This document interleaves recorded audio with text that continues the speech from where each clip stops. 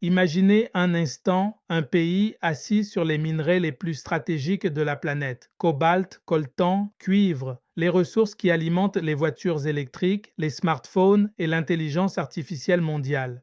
Un pays dont le sous-sol pourrait théoriquement alimenter la révolution technologique du 21e siècle pendant plusieurs décennies. Et pourtant, ce même pays est plongé depuis plus de 25 ans dans une guerre presque permanente. Ce pays, c'est la République démocratique du Congo. Mais voici la question que presque personne ne pose réellement. Et si la guerre dans l'est du Congo n'était pas simplement une guerre locale? Et si ce conflit était en réalité l'un des plus grands affrontements géopolitiques invisibles du monde moderne? Un affrontement où se croisent les intérêts stratégiques des États-Unis, la puissance économique de la Chine, les ambitions régionales du Rwanda et surtout les minerais les plus convoités de la planète. Dans cette vidéo, nous allons décortiquer les mécanismes cachés de cette guerre. Nous allons analyser pourquoi certaines victoires militaires apparentes ne changent absolument rien sur le terrain, comment les grandes puissances utilisent parfois la diplomatie, le lobbying et les corridors miniers pour redessiner l'avenir d'un pays, et surtout quelles erreurs stratégiques pourraient être fatales pour la RDC dans ce jeu mondial. Cette analyse s'appuie sur une interview géopolitique dense de l'analyste Patrick Mbeko qui dévoile plusieurs mécanismes rarement expliqués dans les médias traditionnels. Les dessous géopolitiques du CO, mais attention, ici, nous n'allons pas faire de propagande. Nous allons faire ce que l'intelligence artificielle et l'analyse stratégique permettent de faire aujourd'hui, déconstruire les narratifs, lire entre les lignes de l'actualité internationale et comprendre la mécanique réelle du pouvoir mondial. Car derrière les discours officiels, il y a souvent des négociations invisibles, des rapports de force économiques et parfois un simple tableau Excel où se décident les ressources du monde.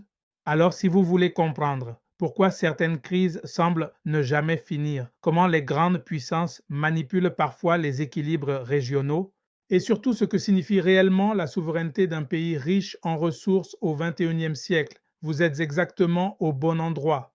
Avant de commencer, si vous aimez les analyses profondes sur l'intelligence artificielle, la géopolitique mondiale, les stratégies de pouvoir et les technologies qui façonnent notre futur, abonnez-vous maintenant à la chaîne Expertise AI et activez la cloche. Parce qu'ici, nous ne regardons pas simplement l'actualité, nous apprenons à la décoder. Et ce que vous allez découvrir aujourd'hui pourrait changer complètement votre manière de comprendre la guerre dans l'est du Congo. Alors, plongeons ensemble dans les coulisses géopolitiques de ce conflit. Démarrons cette nouvelle exploration. Aujourd'hui, on a un décryptage géopolitique d'une densité absolue au programme. Ouais, vraiment dense. Je suis ravie de plonger là-dedans avec toi aujourd'hui. Et le but, c'est vraiment de plonger dans les eaux troubles des tensions en République démocratique du Congo, la RDC, de comprendre en fait les véritables enjeux de cette guerre à l'Est et d'en tirer la substantifique moelle. Exactement. Et pour ça, on va s'appuyer sur une source très précise. Voilà, une longue et fascinante interview de l'analyste Patrick Mbeko. C'est une interview qui a été diffusée sur la chaîne Téléchango. Et la mission de notre échange, elle est double aujourd'hui. Ouais. D'abord, on veut dégager les stratégies de survie cruciales que les autorités de la RDC devraient impérativement adopter face à cette crise. C'est ça. Et ensuite, on veut extraire les grandes leçons que les abonnés de la chaîne YouTube Expertise AI, et en fait, quiconque s'intéresse à la réalité brute du pouvoir mondial, doivent absolument retenir. Absolument. Savoir lire entre les lignes de l'actualité internationale, c'est indispensable. Mais avant de se lancer, il y a une mise au point vraiment importante qui s'impose. Oui, c'est crucial de le préciser. Les sujets qu'on aborde aujourd'hui, ils touchent à des conflits meurtriers, à des manœuvres étatiques hyper complexes et surtout à des opinions politiques qui sont extrêmement marquées, voire très polarisantes. Tout à fait. Donc il est primordial de clarifier que cette émission ne prend aucun parti. Aucun. On n'endosse pas et on ne valide pas les théories, les opinions ou même les affirmations exprimées dans cette interview de Téléchangu. Notre mission ici, pour notre auditoire, elle est purement analytique. On veut rapporter de manière totalement impartiale et très objective la lecture des événements telle qu'elle est présentée par l'intervenant. Juste pour comprendre la mécanique sous-jacente, en fait. Voilà, d'accord. Décortiquons cela. Il y a une rumeur assez persistante qui a enflammé les réseaux sociaux récemment. Ah oui, cette Fameuse histoire de frappe de drone. Ouais, une prétendue frappe qui aurait éliminé Willy Ngoma. C'est le célèbre porte-parole du mouvement rebelle M23. Et quand on lit les gros titres ou qu'on regarde un peu les réactions en ligne, on a vraiment l'impression d'assister à une liesse populaire. Ben pour beaucoup, c'est perçu comme une victoire écrasante, presque le début de la fin pour cette rébellion. Sauf que, et c'est là que ça se complique, quand on se penche sur l'analyse géopolitique froide de cette situation, c'est un peu la douche glacée. Complètement. C'est toute la différence entre l'émotion populaire et la réalité militaire sur le terrain. Ce qui est fascinant ici, c'est que considérer la disparition de ce porte-parole comme un tournant stratégique majeur, c'est une erreur de lecture assez spectaculaire. Ouais, c'est se tromper de cible. Exactement. Dans la hiérarchie de ce conflit, ce personnage, dans l'interview, il est décrit non pas comme un cerveau militaire ou un décideur politique, il est littéralement décrit comme un figurant. Un figurant, ouais. Juste un visage. C'est le visage congolais, l'habillage de communication, on va dire, d'une machine de guerre qui le dépasse de très très loin. Le M23, fondamentalement, n'a aucune existence propre autonome. Il ne vit pas par lui-même, quoi. Non, son oxygène, son armement, sa logistique et ses ordres, tout vient directement de Kigali, au Rwanda. Donc, qu'un porte-parole disparaisse ou soit remplacé, Ça ne change rien du tout. ça ne modifie pas d'un iota l'équation militaire sur le terrain. Les vraies décisions se prennent ailleurs. C'est fou quand on y pense. C'est un peu comme si, sur un plateau d'échecs, on fêtait bruyamment la capture d'un simple pion, pendant que le joueur en face est tranquillement en train de positionner sa reine pour un échec et mat. C'est une excellente métaphore. Et justement, cette idée d'échec et mat, ça nous amène à la première grande stratégie vitale pour les autorités de la RDC. Parce que s'il y a bien une chose qui ressort de cette analyse, c'est le danger énorme d'une opération sous faux drapeau. Le fameux false flag, oui. Voilà, c'est un piège redoutable. Et la mécanique du faux drapeau, elle est terrifiante d'efficacité. L'histoire récente de la région des Grands Lacs en est totalement truffée. Le leadership rwandais a souvent démontré une capacité vraiment redoutable à utiliser ou même à orchestrer des incidents pour justifier ses interventions. Pour se donner une excuse, en gros. Exactement. L'analyse prend l'exemple des années qui ont suivi le génocide de 1994. Il y a eu des infiltrations documentées au sein même des milices adverses, comme les tristement célèbres Interahamwe. Et en manipulant ou en laissant faire certaines exactions, on se crée un casus belli. Un prétexte parfait, bien emballé dans un ruban de légitime défense pour lancer une vaste offensive militaire. Tout ça sous les yeux d'une communauté internationale qui, du coup, n'a soudainement plus rien à redire. C'est exactement la stratégie. Donc, la leçon stratégique pour Kinshasa, elle est d'une froideur clinique. Si les autorités congolaises cèdent à ce triomphalisme aveugle, si elles se mettent à célébrer publiquement ce genre d'élimination ciblée de porte-parole, ou pire, si elles utilisent cette ferveur pour lancer une offensive totale mais sans aucun filet de sécurité, elles courent à la catastrophe. Elles foncent dans le mire, oui. Elles offriraient au Rwanda exactement ce qu'il attend. L'argument de l'agression pour déclencher une contre-offensive massive. Et le pire là-dedans, c'est que ça couperait instantanément l'herbe sous le pied des pressions diplomatiques américaines ou européennes qui, elles, tentent de freiner Kigali. C'est le piège parfait. La RDC doit éviter à tout prix de donner le bâton pour se faire battre. Exactement. C'est ici que ça devient vraiment intéressant. Parce que si on dézoome un peu, on se rend compte que les manœuvres à cette frontière rwando-congolaise, c'est juste une toute petite pièce d'un puzzle mondial beaucoup, beaucoup plus vaste. Ah oui, l'échiquier ne s'arrête pas à la région des Grands Lacs. Il s'étend directement jusqu'à Washington et Pékin. Parce que quand on écoute les discours officiels occidentaux, on entend beaucoup de belles paroles sur la souveraineté du Congo, la paix, la démocratie. Les grands principes, oui. Voilà, mais l'analyse de Mbeko, elle balaye cette rhétorique d'un revers de main. La présence américaine en RDC, leur soudain intérêt diplomatique, ça n'a strictement rien à voir avec les beaux yeux du gouvernement congolais. Absolument rien à voir. L'unique obsession de Washington, c'est de bloquer l'expansion chinoise. C'est ça, et plus particulièrement de bloquer le contrôle des infrastructures critiques. Prenez le fameux corridor de Lobito, par exemple. C'est un projet ferroviaire gigantesque. Il est censé relier les mines hyper riches en minerais de la RDC et de la Zambie directement jusqu'à l'océan Atlantique, en passant par l'Angola. Pour faciliter l'exportation, quoi. Oui, et ces minerais, c'est le sang de la transition énergétique mondiale. Le cobalt pour les batteries des voitures électriques, le cuivre, le coltan. Les États-Unis ils sont littéralement terrifiés à l'idée que la Chine verrouille totalement cette chaîne d'approvisionnement. C'est de la géopolitique pure et dure. C'est de la réelle politique à l'état pur. Le soutien diplomatique américain est donc extrêmement transactionnel. Ce n'est pas de la charité. Et ce cynisme transactionnel, il est parfaitement illustré par une histoire franchement sidérante qui est relayée dans l'émission de télé de Changu. C'est basé sur des révélations du Wall Street Journal. On y apprend que le Trésor américain avait préparé, mais alors méticuleusement préparé, un paquet de sanctions très sévères. Une trentaine, je crois. Ouais, une trentaine au total. Et ça ciblait directement le Rwanda pour son rôle dans la déstabilisation de l'Est congolais. Tout était prêt, là, sur le bureau, et soudainement, la Maison-Blanche a tout bloqué. Et la raison est hallucinante. Complètement. Pourquoi ils ont bloqué? Parce que le président rwandais aurait simplement passé un coup de téléphone à un sénateur américain influent, et ce sénateur a fait pression pour suspendre toute la machine bureaucratique américaine. Un simple coup de fil. Ça montre à quel point l'influence géopolitique, en fait, elle ne se joue pas dans les belles déclarations à la tribune des Nations Unies. Ça se joue dans le lobbying de couloir. Exactement. Et ce mépris, parce qu'il faut appeler ça un mépris pour la souveraineté africaine, il n'a pas de couleur politique à Washington. L'interview mentionne aussi une anecdote assez glaçante concernant l'ancien président Donald Trump. Ah oui, cette citation. Oui, en parlant des dirigeants congolais qui viendraient soi-disant supplier l'aide américaine, il aurait résumé sa doctrine avec une brutalité inouïe. Il aurait dit en gros, il suffit de prendre les minerais congolais et de mettre les Chinois dehors, et voilà, circuler, il n'y a rien à voir. C'est incroyable, c'est un peu comme si tes deux pires ennemis s'essayaient dans ton salon, se servaient un verre et commençaient à négocier, je sais pas, la couleur de tes rideaux ou qui va repartir avec ta télévision.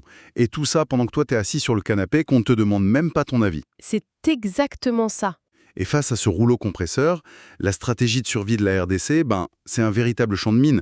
Il y a un piège énorme qui consiste à croire que juste parce que les États-Unis haussent un peu le ton contre le Rwanda, ils deviennent de facto les meilleurs amis du Congo. C'est une illusion dangereuse. Oui, parce que s'allier aveuglément à Washington en arrachant brutalement les contrats miniers historico-chinois pour les leur donner, ce serait jouer à la roulette russe avec l'économie du pays. Oh, totalement. Surtout que la Chine possède des leviers de rétorsion que les Occidentaux n'ont pas forcément. Pékin, ils ne font pas dans l'idéologie des droits de l'homme, hein. Ils font dans le pragmatisme économique féroce. Souvenons-nous de ce qui s'est passé en 2022, quand des rumeurs persistantes ont laissé entendre que la RDC envisageait de réviser certains grands contrats chinois sous la pression américaine. La réaction de Pékin a été fulgurante. Ils n'ont pas laissé passer ça. Non. Le président congolais a été presque instantanément convoqué pour une visite officielle en Chine.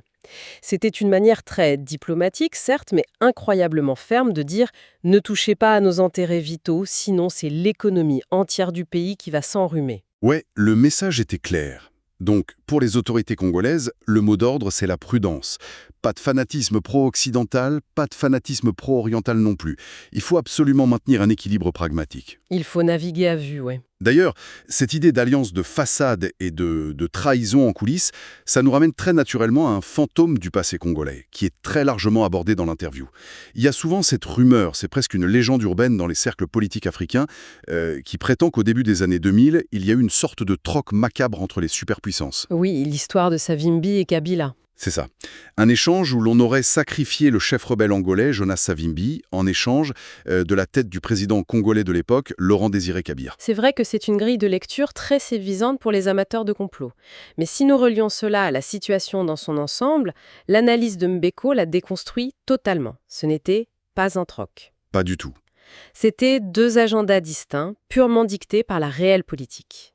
La mort de Jonas Savimbi, qui a été facilitée par la CIA et les services de renseignement occidentaux, elle s'explique très simplement par une date de péremption, en fait. Une date de péremption. Oui. Savimbi, c'était un atout très précieux pendant la guerre froide pour contrer l'influence soviétique en Angola.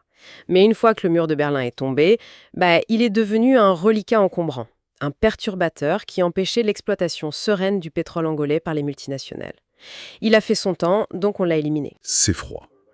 Très froid. Et le cas de Laurent-Désiré Kabila, qui a été assassiné en 2001, il est beaucoup plus riche en enseignements pour le gouvernement actuel de Kinshasa, je trouve. Parce que, contrairement à Savimbi, Kabila, lui, il était au pouvoir. Oui. Et surtout, il était censé être protégé par une coalition militaire régionale solide, avec l'Angola, le Zimbabwe, la Namibie. Comment un chef d'État qui a de tels gardes du corps régionaux a-t-il pu tomber? Eh bien parce qu'il est devenu ce que la diplomatie déteste le plus au monde, un obstacle irrémédiable au consensus. Laurent Désiré Kabila refusait catégoriquement de se plier au processus de paix tel qu'il était dessiné par les Occidentaux et les Nations Unies. Il bloquait la machine. Voilà. Et à partir du moment où Washington l'a catégorisé comme un frein, les armes se sont tues et les diplomates ont pris le relais en coulisses. Les Occidentaux sont allés parler directement aux alliés de Kabila, et notamment à l'Angola. Mhm. Et l'histoire nous montre que lorsque l'assassinat a eu lieu dans son propre palais, eh bien ses alliés régionaux, qui avaient largement la force militaire pour intervenir, ont opportunément regardé ailleurs. Ils l'ont lâché. C'est absolument glaçant. Et le parallèle que trace l'analyste avec la diplomatie actuelle de la RDC, c'est un avertissement en rouge vif, parce que ces dernières années, on a assisté à une sorte de diplomatie de la girouette de la part de Kinshasa. Oui, ça manque de constance. L'exemple le plus flagrant, c'est ce moment un peu lunaire, où la RDC, au lieu de s'en tenir au fameux processus de Luanda, qui est piloté par l'Angola, et rappelons que l'Angola est le médiateur désigné de la région, la RDC a soudainement décidé d'aller chercher des négociations secrètes à Doha, au Qatar. Oh, aller à Doha, c'était un camouflet magistral pour l'Angola. C'était littéralement dire à la puissance régionale qui partage votre plus longue frontière, votre médiation, en fait, elle ne nous intéresse pas, on va voir ailleurs. Quelle erreur! Ça a créé une onde de choc au sein de l'Union africaine. Mais bon, la réalité rattrape toujours ce genre d'amateurisme diplomatique. Les discussions à Doha n'ont absolument rien donné. Et Kinshasa a dû revenir la queue entre les jambes, frapper à la porte de Luanda en position de faiblesse absolue. Ce qui nous amène à cette fameuse stratégie vitale de cohérence pour la RDC. Si Kinshasa donne l'impression à des acteurs clés, comme l'Angola, ou les États-Unis, ou même la Belgique, de jouer la montre ou de bloquer le dialogue régional uniquement pour des questions de politique interne, ce qu'ils appellent avec beaucoup de dédain la politique politicienne, le danger d'isolement, il est massif. Il est total. L'analyste souligne d'ailleurs le grand écart permanent du discours officiel congolais. D'un côté, on martèle à la télévision qu'on ne négociera jamais avec des gens qui ont du sang sur les mains. Mais dans l'ombre, on envoie des délégations à Doha pour discuter avec le M23. Et on signe même des accords économiques avec le Rwanda, qu'on qualifie par ailleurs de pays agresseur. C'est illisible pour les partenaires extérieurs. Si la parole présidentielle perd sa prévisibilité, les alliés régionaux finiront par acter la mise à l'écart du leadership congolais, tout simplement. Et justement, cette notion de politique interne, ça nous propulse dans la dimension peut-être la plus troublante de cette analyse, celle de la sociologie politique et de la fracture interne profonde de la société congolaise. C'est vrai. Il y a un phénomène qui est évoqué dans l'émission et franchement, ça devrait empêcher les dirigeants de dormir la nuit. Ah oui, c'est très préoccupant.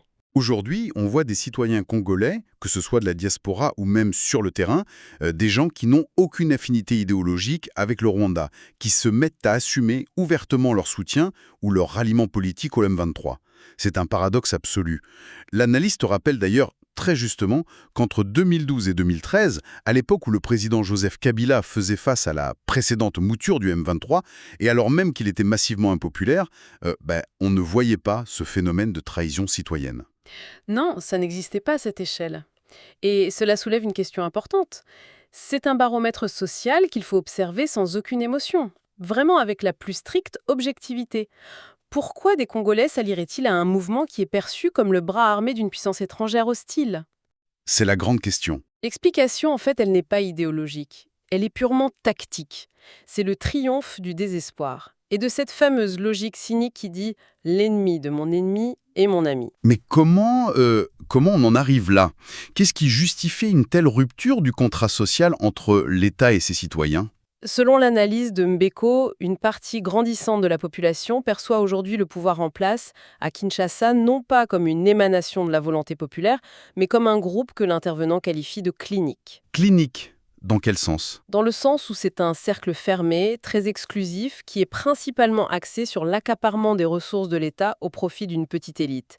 Et pour ces citoyens qui se sentent marginalisés, ce pouvoir central, il représente un danger existentiel immédiat, perçu comme plus grand même que la menace extérieure. Donc soutenir le M23, c'est pas adhérer au projet de Kigali. Pas du tout. Par conséquent, soutenir le M23 n'est pas un vote d'adhésion pour Kigali. C'est un vote de sanction extrême. Un acte désespéré contre Kinshasa. C'est un diagnostic très, très lourd. Et pour les dirigeants de la RDC, cette stratégie interne, elle exige une remise en question totale.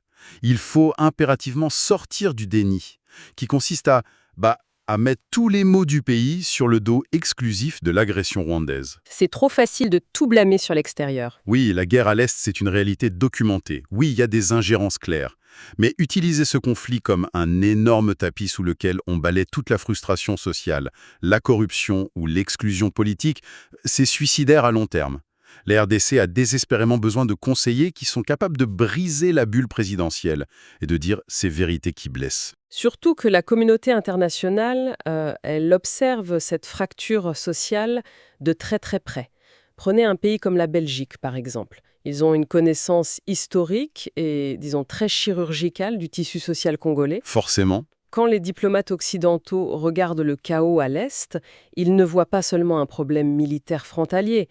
Ils y lisent, avant tout, le symptôme flagrant d'une crise de confiance généralisée au sein même de la nation congolaise. Et ça, les investisseurs détestent. Ah oui, s'il y a bien une chose que les investisseurs internationaux et les grandes puissances détestent par-dessus tout, c'est l'instabilité imprévisible.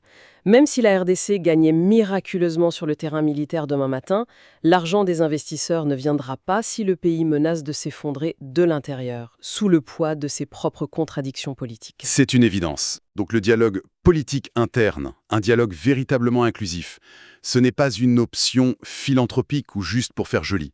C'est une condition absolue de survie pour l'État congolais. Alors, qu'est-ce que tout cela signifie ? Si nous rassemblons toutes les pièces de ce puzzle géopolitique, l'horizon pour les autorités congolaises exige une lucidité glaciale. Et surtout, la fin de toute naïveté. La stratégie de survie, elle passe par 4 impératifs majeurs. On t'écoute. Premièrement, refuser l'émotionnel. Ne jamais offrir de prétexte de guerre au Rwanda par un triomphalisme mal placé. Le piège du faux drapeau est là. Oui. Deuxièmement, il faut comprendre que la RDC est un terrain de jeu où la Chine et les États-Unis avancent leurs pions avec un cynisme absolu. Il faut donc louvoyer entre les deux, faire preuve de pragmatisme sans jamais s'aliéner ni l'un ni l'autre. Ne pas mettre tous ses œufs dans le même panier. Exactement. Troisièmement, maintenir une cohérence diplomatique stricte, particulièrement avec un allié comme l'Angola, pour ne pas finir isolé ou même sacrifié comme un certain dirigeant au début des années 2000. Un avertissement de l'histoire. Et enfin, quatrièmement, regarder cette fracture sociale interne bien en face et y remédier d'urgence. Parce qu'un pays divisé, c'est un pays qui est déjà à moitié conquis. C'est un excellent résumé des stratégies à adopter. Et pour notre auditoire, particulièrement pour les abonnés de la chaîne YouTube Expertise EI, qui cherchent toujours à décoder les bruits du monde, la leçon majeure de ce décryptage, elle est percutante. Elle remet les idées en place. Oui, quand vous lisez la presse internationale, quand vous écoutez les discours enflammés à la tribune des Nations Unies, gardez toujours à l'esprit que la scène visible, c'est qu'une pièce de théâtre. De la représentation. Les indignations morales, les condamnations de principe, l'envoi de drones ou les grandes déclarations de paix, tout ça cache presque systématiquement des négociations souterraines. Et dans l'ombre, seuls comptent les parts de marché, les corridors ferroviaires et l'accès aux minerais critiques. La géopolitique, en fait, c'est pas une affaire de bons et de méchants. C'est un tableau Excel rempli de rapports de force. Et cette réalité brutale, elle nous pousse vers une ultime réflexion pour ceux qui nous écoutent.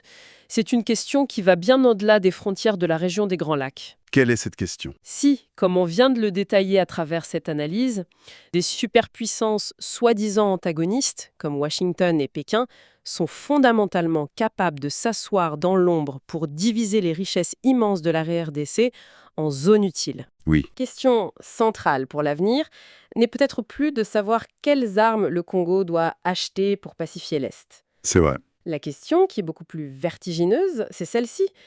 Au cœur de ce 21e siècle de haute technologie, qu'est-ce que le mot souveraineté signifie encore réellement pour un État dont le sous-sol contient les ressources exactes dont dépend la survie des géants de ce monde ? C'est une excellente question. Il y a là, je pense, de quoi méditer très longuement. Alors, au final, qu'est-ce que cette analyse nous révèle vraiment ? Peut-être quelque chose d'inconfortable. Dans les discours officiels, les conflits sont souvent présentés comme des affrontements entre le bien et le mal, entre agresseurs et victimes, entre alliés et ennemis. Mais lorsque l'on regarde les mécanismes réels du pouvoir international, on découvre souvent une réalité beaucoup plus froide. Une réalité où les alliances changent, les intérêts économiques dominent et où les décisions se prennent parfois très loin des populations qui en subissent les conséquences, dans ce grand jeu géopolitique, la République démocratique du Congo se trouve au cœur d'un paradoxe extraordinaire. C'est un pays dont le sous-sol contient les ressources indispensables à la transition énergétique mondiale et à l'industrie technologique du futur. Les batteries électriques, les infrastructures numériques, les technologies qui alimentent aujourd'hui l'intelligence artificielle et l'économie du 21e siècle. Et pourtant, ce même territoire reste l'un des espaces les plus instables du monde.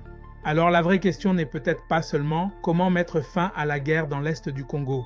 La vraie question pourrait être beaucoup plus profonde. Un pays peut-il réellement être souverain lorsque les ressources de son sous-sol sont indispensables à toute l'économie mondiale? Prenez quelques secondes pour y réfléchir. Parce que cette question ne concerne pas seulement le Congo, elle concerne tous les pays riches en ressources stratégiques dans le monde moderne et peut-être même l'avenir de la géopolitique du 21e siècle. Maintenant, j'aimerais vraiment connaître votre analyse. D'après vous, la guerre à l'est de la RDC est-elle principalement 1. Un conflit régional, 2. Une guerre pour les ressources, 3. Ou un affrontement géopolitique mondial invisible? Écrivez 1, 2 ou 3 dans les commentaires et expliquez votre point de vue. Je lis personnellement beaucoup de vos analyses et certaines seront peut-être utilisées dans les prochaines vidéos. Et si vous aimez ce type de décryptage profond sur la géopolitique mondiale, l'intelligence artificielle, les stratégies de pouvoir et les mécanismes invisibles qui façonnent notre monde, alors abonnez-vous maintenant à Expertise AI et activez la cloche. Parce que dans les prochaines vidéos, nous allons analyser des sujets encore plus puissants. La guerre mondiale des minerais critiques, la rivalité technologique entre la Chine et les États-Unis, et le rôle stratégique de l'Afrique dans le futur de l'intelligence artificielle. Merci d'avoir regardé cette analyse jusqu'au bout.